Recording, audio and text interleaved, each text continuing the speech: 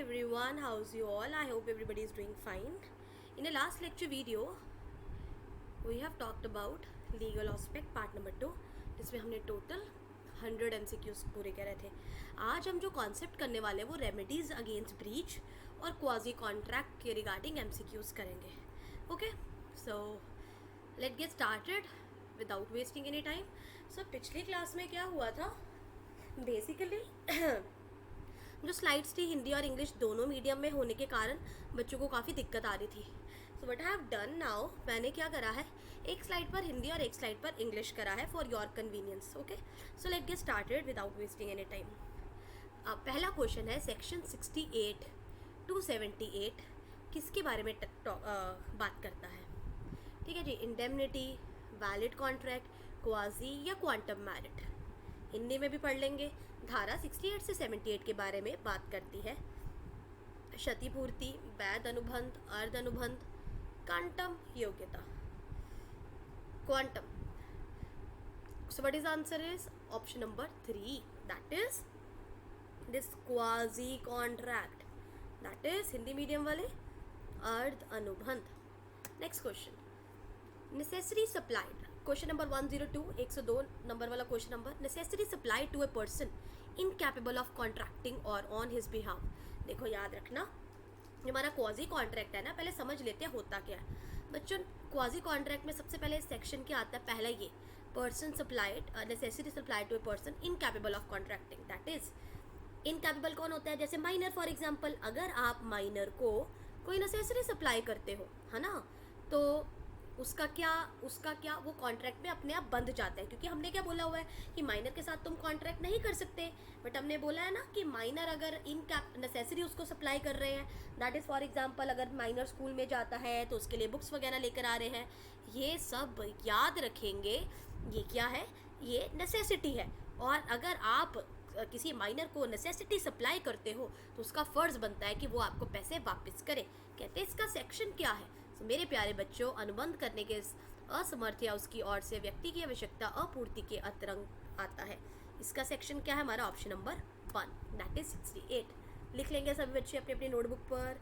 Necessary supplied, minor को तुम अगर उसकी ज़रूरत का सामान देते हो वो 68 सेक्शन में आता है.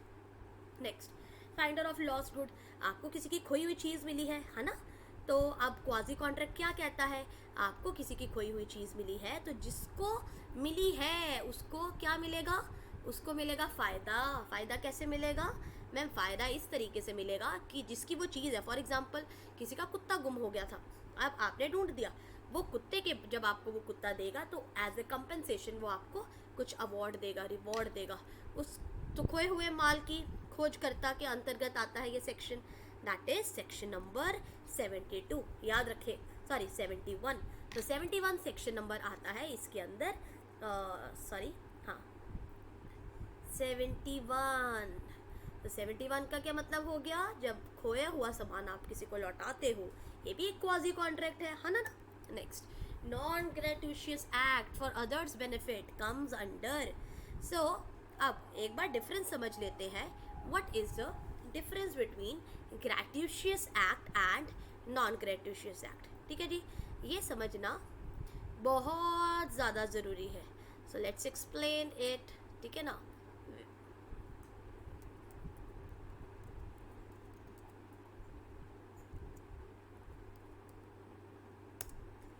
चलिए, सो याद रखना, ग्रेट्यूशियस का मतलब होता है किसी को कोई चीज़ देना बिना पेमेंट के, मतलब ऐसे किसी को चीज़ दे देना एज ए फ्रेंडली तौर पर आपने किसी को चीज़ दे दी, है ना.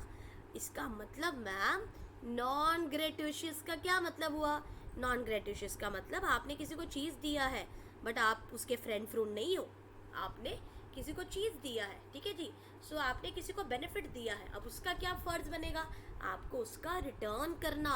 तो वो क्या रिटर्न करेगा उसके बदले में, तो दूसरों के लाभ के लिए अकृतज्ञ, ठीक है जी, कार्य के अंतर्गत आता है. सो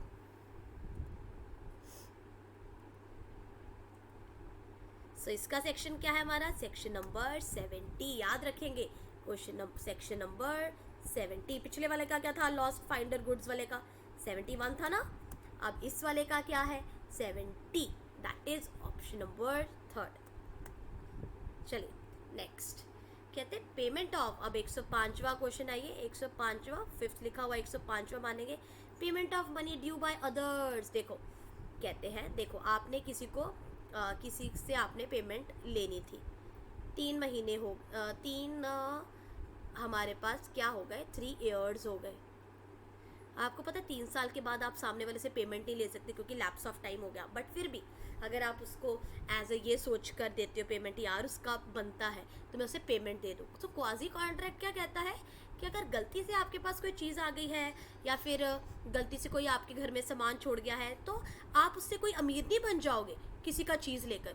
सो अगर आपको पता है बड़ा लंबा टाइम हो गया किसी का उधार चुकाए, बट आपको अब अंदर से आ रहा है यार मेरे पास अब पैसे जुड़ गए, तो आपको दे देना चाहिए. चाहे वो 3 साल गुजर चुके हैं फिर भी देना चाहिए, ये इंसानियत के नाते. सो ये भी क्वाजी कॉन्ट्रैक्ट होता है. तो इसका सेक्शन क्या है, अन्य द्वारा दन का भुगतान के अंतर्गत आता है. इसका सेक्शन क्या है हमारे पास 69. So please write it down in your notebook.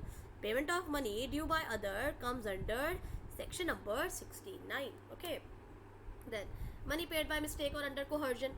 कई बार आप गलती से किसी को डबल पेमेंट कर देते हो, 500 की जगह 1000 दे देते हो, तो आप कहते हैं ना भैया ज़रा आपके पास पैसे होंगे, अगला गए नहीं नहीं आपने तो दे दिए.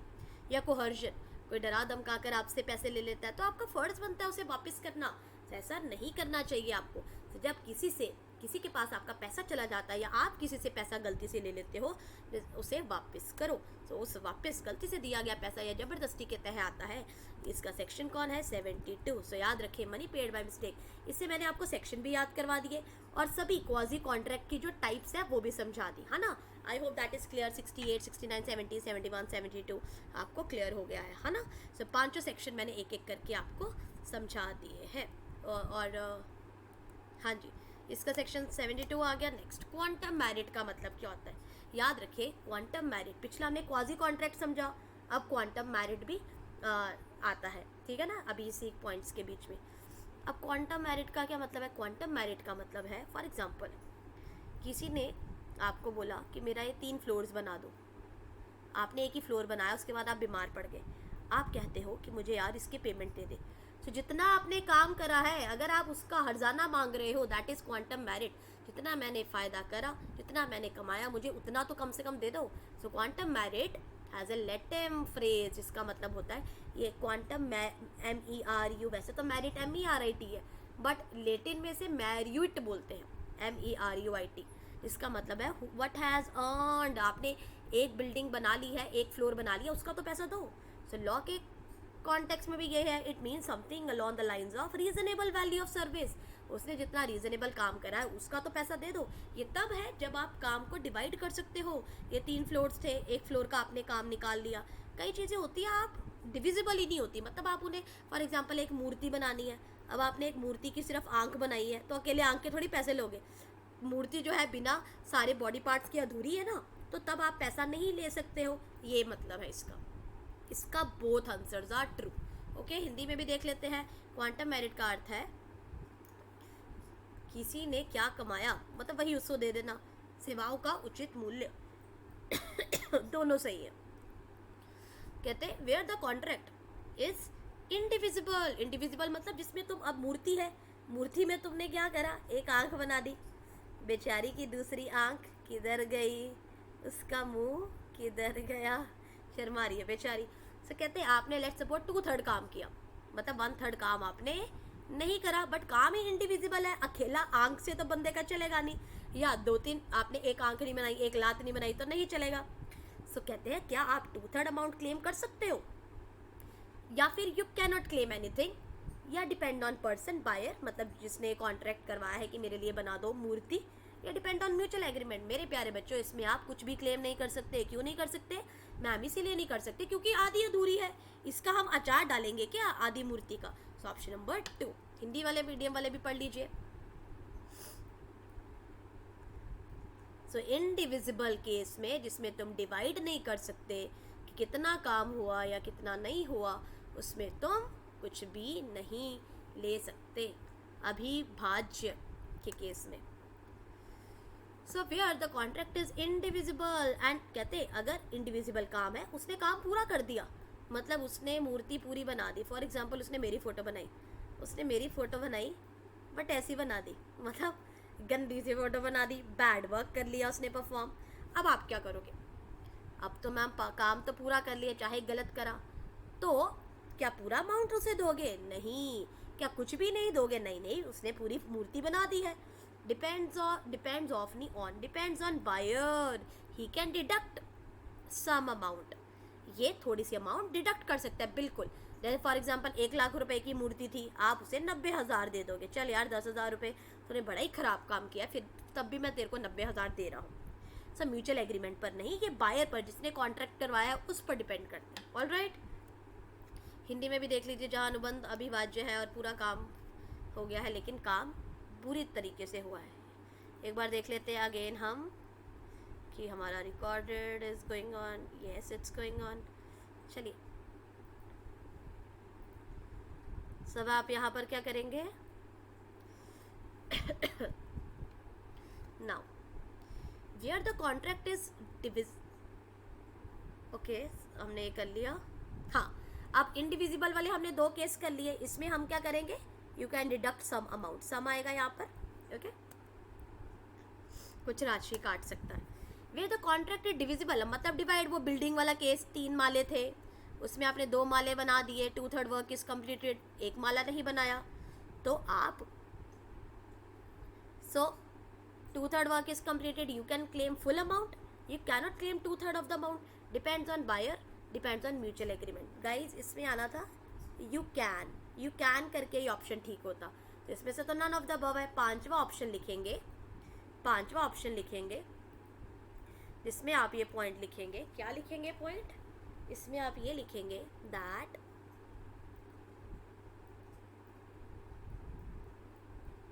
यू कैन क्लेम, आप कितना क्लेम कर सकते हो? 2/3, ओके 2/3 अमाउंट आपको मिल जाएगा, क्योंकि कॉन्ट्रैक्ट डिविजिबल है, तुम डिवाइड कर सकते हो कि कितना काम हुआ कितना नहीं हुआ। सो विभाज्य है तो आप 2/3 राशि का दावा कर सकते हैं, नहीं को यहाँ पर मैंने काट दिया है। Which among the following does not come under remedy for breach of contract? So, मेरे प्यारे बच्चों, रेमेडी मतलब आपको कुछ मरहम मिलेगा, मरहम होएगा ना, अगले बंदे ने ब्रीच ऑफ कॉन्ट्रैक्ट, मरहम, अगले बंदे ने कॉन्ट्रैक्ट खराब कर दिया तो आपको उसकी रेमेडी मिलेगी। सो रेमेडी गाइज ये 5 तरीके की होती है: recession, damages, specific performance, injunction, quantum merit तो हमने समझ लिया है, बाकी चारों समझेंगे एक एक क्वेश्चन के साथ। तो इसका आंसर क्या आएगा? इन्होंने बोला कौन सा नहीं आता है, तो आएगा नन ऑफ द अबव, क्योंकि ये सारे ऑप्शंस ठीक है। हिंदी में भी देख लेते हैं, हिंदी मीडियम वाले थोड़ा पोस्ट करके पढ़ भी सकते हैं, क्योंकि हिंदी मीडियम पर मैं डिटेल में बोल नहीं रही हूँ, मतलब पूरा समझा रही हूँ, तो इसमें नन ऑफ द अबव आएगा।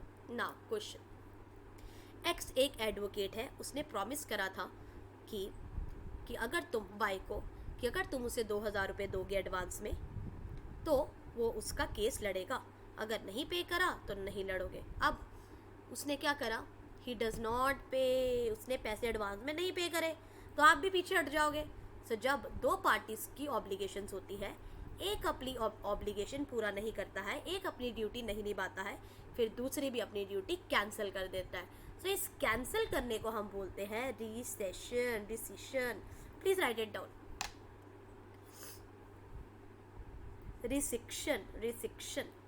रिसिक्शन, ओके। तो लिख लीजिए, पैरवी करने का वादा करता है और 2,000 रुपये अग्रिम मतलब एडवांस में से चाहिए, भुगतान नहीं करता है तो rescission. Next, negative order of the court. Negative order of the court का क्या मतलब होता है मेरे प्यारे बच्चों? Rescission, damages, specific performance, injunction, quantum meruit. आपने इसे याद रखना है कि आपने कुछ गलत मलत खाया जिससे आपको नेगेटिव कॉन्सिक्वेंस फील हुए और आपको एक इंजेक्शन लगा, ठीक है जी, इंजेक्शन लगा। सो ये आपको इंजेक्शन लग रहा है। सो वैसे इसका नाम इंजंक्शन है, बट मैं इंजेक्शन से आपको याद करवा रही हूँ कि नेगेटिव एक इंजेक्शन चीज़ है। आप इसका मतलब क्या है नेक्स्ट क्वेश्चन में समझेंगे। पहले नकारात्मक आदेश कहलाता है, और इंजंक्शन को हिंदी में क्या कहते हैं? निषेधाज्ञा के लिए सूट, निषेधाज्ञा के लिए सूट। अब देखते हैं क्या मतलब होता है इसका। नेगेटिव ऑर्डर का मतलब होता है कि अगर आप किसी के साथ कॉन्ट्रैक्ट कर रहे हैं तो दूसरे के साथ नहीं कर सकते, उस नहीं को नेगेटिव कहते हैं। फॉर एग्जाम्पल डब्ल्यू ने एग्री करा कि वो गाना गाएगा एल के थिएटर में, तभी इस कॉन्ट्रैक्ट पीरियड में, लेट्स सपोज 3 साल तक, उस कॉन्ट्रैक्ट पीरियड में उसने क्या करा, डब्ल्यू ने कॉन्ट्रैक्ट कर लिया जी के साथ, नए बंदे के साथ गाना गाने के लिए अनदर थिएटर में, और उसने एल को रिफ्यूज कर दिया। अब उसको कौन सा हर्जाना भुगतना पड़ेगा? स्यूट का मतलब होता है हर्जाना भुगतना पड़ेगा, केस फाइल होगा आपके ऊपर, इंजंक्शन वाला। ओके, हिंदी में भी समझ आ गया है आपको कि उसने मना कर दिया। निषेधाज्ञा के लिए suit. Okay, where no monetary compensation is adequate, कई बार क्या होता है, रेमेडी कॉल्ड। फॉर एग्जाम्पल मैंने बोला था कि मेरी क्लास में, मेरे कॉलेज में संदीप महेश्वरी आए मोटिवेशनल स्पीच देने के लिए। संदीप महेश्वरी नहीं आएगा, अब मैं संदीप महेश्वरी की जगह पर उसकी बहन को या उसके भाई को या उसकी वाइफ को थोड़ी ले आऊँगी। अब उसने, इसको मैं पैसों में तो नहीं तोल सकती, फिर भी मैं उससे डैमेज क्लेम करूँगी। तो जब आप किसी के उसको पैसों में नहीं तोल सकते, फिर भी लेते आप चाहे पैसे ही हो, बट उस कंपेंसेशन को क्या कहते हैं, आपका जो नुकसान हुआ, क्योंकि आपको तो संदीप महेश्वरी चाहिए था, सभी एक्साइटेड हो गए थे, सूट फॉर स्पेसिफिक परफॉर्मेंस। जहाँ कोई मौद्रिक मुआवजा प्राप्त नहीं है, उपाय कहा जाता है, क्या उससे बोला जाएगा, विशिष्ट प्रदर्शन के लिए suit. Compensation for the loss, अब आपका लॉस हुआ है किसी तरीके से। Guys let me tell you, loss 4 तरीके के होते हैं, उनको भी समझेंगे। अब लॉस को क्या बोलते हैं, damages, normal loss, special loss, vindictive loss and, ठीक है, ये लॉसेस के बारे में बात करेंगे। तो नुकसान के लिए मुआवजा कहा जाता है, हर्जाना के लिए सूट। नेक्स्ट क्वेश्चन कहते हैं X contract to sell and deliver 100 kg। X ने कॉन्ट्रैक्ट करा कि मैं तुझे 100 किलो राइस दूंगा 500 रुपये में, और तू मुझे जब मैं तेरे को 100 किलो दे दूंगा राइस, तब तू मुझे पैसे दे देना। प्राइस क्या हुआ, 500 से 550 हो गया। अब अगर सेलर बेचेगा तो उसे 50 रुपये का नुकसान हुआ ना। एक्स जो सेलर था, बेचने वाला था, उसने मना कर दिया, मैं नहीं करूँगा। अब क्या हुआ, उसका नुकसान हो गया, डैमेज हो गया, इसे क्या कहते हैं, सूट फॉर डैमेज। और मेरे प्यारे बच्चों, आपको आई होप इसका मतलब पता लग गया होगा। हिंदी मीडियम वाले भी पोज करके लिख लीजिए, हर्जाना के लिए सूट। अब ये जो डैमेज है ना बच्चों, ये 50 रुपये का जो डैमेज है, ये ऑर्डिनरी डैमेज के अंदर आता है, जहाँ पर प्राइस के कम या ज़्यादा होने पर एक पार्टी कैंसिल कर देती है कॉन्ट्रैक्ट, उसे हम ऑर्डिनरी डैमेज कहते हैं। So there are 4 types of damages जो हम लीगल एस्पेक्ट में पढ़ेंगे ब्रीच ऑफ कॉन्ट्रैक्ट में। ऑर्डिनरी, स्पेशल, एग्जाम्पलरी, जिसे विंडिक्टिव भी कहते हैं, और nominal. Okay, next question. X ने क्या करा, रेंट पर देना था राम को अपना घर 10,000 रुपये पर मंथ पर। कहाँ पर देना था, उसके पास ना एक घर है, उसने सोचा यार मेरा एक फ्लोर बना हुआ है, इस पे मैं रहूँगा, सेकंड फ्लोर पर मैं किसको करूँगा, सेकंड फ्लोर पर मैं क्या कर दूँगा, अपना बंदे को रख लूँगा रेंट पर, वो रहेगा। पर उसका सेकंड फ्लोर बना नहीं हुआ था, उसने क्या करा, एक कॉन्ट्रैक्टर बुलाया, उससे सेकंड फ्लोर बनवा लिया। उस बेवकूफ़ ने सेकंड फ्लोर जो बनाया ना, इतना ख़राब बनाया, इतना गंदे तरीके से बनाया, वो 1 महीने के अंदर अंदर ख़राब हो गया। और आपने जो उसको रेंट का एग्रीमेंट किया था ना, आपने 3 महीने मांगे थे कि यार 3 महीने के बाद मैं इसे दे दूँगा। तो क्या हुआ, 1 महीने में ही ख़राब हो गया, फटाफट ख़राब हो गया। अब सारा तहस नहस हो गया। उसके कारण क्या हुआ, वो अपना 10,000 रुपये कमाने में असफल रहा। क्यों असफल रहा, क्योंकि वो रेंट पे नहीं दे पाया। क्यों रेंट पे नहीं दे पाया, क्योंकि सेकंड फ्लोर बना ही नहीं। क्यों नहीं बना, क्योंकि ख़राब हो गया। किसने ख़राब करा, कॉन्ट्रैक्टर ने ख़राब करा, क्योंकि उसने बहुत ख़राब बनाया था। ये जो अब नुकसान है, जो कि उसे किराया मिलना था 10,000 रुपये, इस वाले केस को हम बोलते हैं स्पेशल डैमेज। लिख लीजिए। ओके, सो मैंने आपको समझा दिया है, इसे विशेष क्षति कहेंगे। Now breach of promise to marry, अब देखो ये वाले ऐसे कॉन्ट्रैक्ट होते हैं, ऐसे डैमेजेस होते हैं जो तुम मॉनेटरी टर्म में नहीं डिफाइन कर सकते. जैसे एग्जाम्पलर, इस इन्हें बोलते हैं एग्जाम्पलरी और विंडिक्टिव डैमेज. तुमने मतलब अब आपका मान हानि का नुकसान हुआ ना, आपने किसी को बोला था शादी करूंगा, शगुन हो गया, सगाई हो गई, उसके बाद आपने शादी के लिए मना कर दिया. बात पैसों की नहीं है, बात है इज्जत की, इज्जत खराब हुई ना. सो इस तरीके के डैमेजेस आते हैं एग्जाम्पलरी और विंडिक्टिव डैमेज में. ओके, हिंदी में से बोलते हैं अनुकरणीय और प्रतिशोधी क्षति. प्रतिशोधी वाली आगे ना क्षति. नेक्स्ट, अब बैंकर ने क्या करा, रॉन्गफुली डिसऑनर कर दिया चेक. इस बंदे के बैंक में 50 लाख रुपए पड़े हुए थे और उसने 10,000 का चेक जो है बाउंस करवा दिया बैंकर ने. तो उस बेचारे का कितना बेइज्जती हुई होगी. अब खुद सोचो, शाहरुख खान के चेक से 10,000 रुपये का पैसे ना विड्रॉ हो तो शाहरुख खान को कितनी बेइज्जती फील होगी ना. सेम वही चीज़ है जिसको तुम मॉनेटरी में नहीं डिफाइन कर सकते, उसे बोलते हैं एग्जाम्पलरी और विंडिक्टिव डैमेज. ओके, जिसे तुम मनी में नहीं डिफाइन कर सकते. तो बैंकर का गलत तरीके से एक चेक अनादर करता है ना, अनुकरणीय या प्रतिशोधी क्षति. Damages which create no loss, for example 20 रुपये का मैक्सिमम लॉस होता है ना, जैसे या फिर होता ही नहीं है लॉस. फॉर एग्जाम्पल आपने किसी को बोला कि तू मेरे से मैंगो ले ले, उसने बोला ठीक है मैं मैंगो लेता हूँ. उसने मैंगो नहीं लिए, उसने इसको मैंगो बेचने थे 100 रुपये के, और इसने मैंगो नहीं लिए, इसने किसी और को 150 रुपये में बेच दिए. तो उसका नुकसान नहीं ना हुआ. कई बार फ़ायदा हो जाता है किसी और को बेचने से, या हमारा नुकसान नहीं होता. इसे हम नॉमिनल डैमेज कहते हैं, मतलब ना के बराबर. सो ना के बराबर डैमेज, इसको हम नॉमिनल और नाम मात्र की क्षति कहते हैं. I hope that is clear to you. इससे हमारे कौन से टॉपिक क्लियर होते हैं मैं आपको बताती हूँ. इससे हमने एक तो पूरा चैप्टर इन 22 क्वेश्चन आंसर्स के थ्रू, सो 122 क्वेश्चन आंसर्स हमारे हो गए बच्चों. इसमें हमने एक रेमेडीज अगेंस्ट ब्रीच करा और हमने क्वाजी कॉन्ट्रैक्ट करा. ठीक है, क्वाजी को पहले करा, रेमेडीज वाला अभी करा था, है ना. और नेक्स्ट लेक्चर वीडियो में हम करेंगे indemnity, guarantee, bailment, pledge, agency, सारा एक साथ होगा. ठीक है, नेक्स्ट जो क्वेश्चन आंसर्स आएंगे सारे एक साथ आएंगे. इसके साथ मैं मार्केटिंग भी स्टार्ट कर रही हूँ, दूसरा टॉपिक, उसके भी MCQs करवाने बहुत ज़रूरी है. Thank you so much, take care, bye bye. And जो मेरी क्लास में नए हैं वो मेरे को टेक्स्ट कर सकते हैं. माय नंबर इज़ 80, मैं लिख देती हूँ यहाँ पर 8054481573. कल से हम डेली MCQs पेपर 1 के भी डालना स्टार्ट कर रहे हैं. टेलीग्राम और फेसबुक ग्रुप में अलीशा अकेडमी पर आप सर्च कर सकते हो, टेलीग्राम और फेसबुक पर. वहाँ पर आपको ट्राई करने हैं, वो पेपर 1 के होंगे. पेपर 2 है ना NTA UGC नेट का, वो पेपर 1 होगा. Thank you so much everyone, take care, bye bye, see you in the next class, bye bye.